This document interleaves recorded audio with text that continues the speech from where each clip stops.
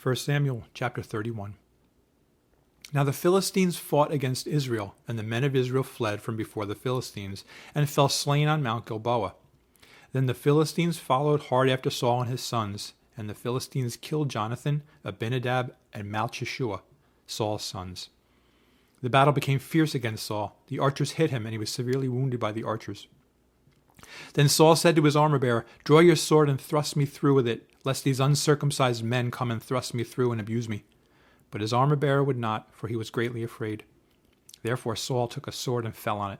And when his armor-bearer saw that Saul was dead, he also fell on his sword and died with him. So Saul, his 3 sons, his armor-bearer, and all his men died together that same day.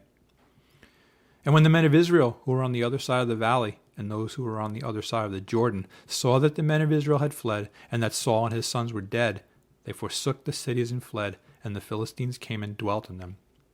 So it happened the next day, when the Philistines came to strip the slain, that they found Saul and his 3 sons fallen on Mount Gilboa. And they cut off his head and stripped off his armor, and sent word throughout the land of the Philistines to proclaim it in the temple of their idols and among the people. Then they put his armor in the temple of the Ashtoreths, and they fastened his body to the wall of Bethshan. Now when the inhabitants of Jabesh Gilead heard what the Philistines had done to Saul, all the valiant men arose and traveled all night, and took the body of Saul and the bodies of his sons from the wall of Bethshan, and they came to Jabesh and burned them there. Then they took their bones and buried them under the tamarisk tree at Jabesh, and fasted 7 days.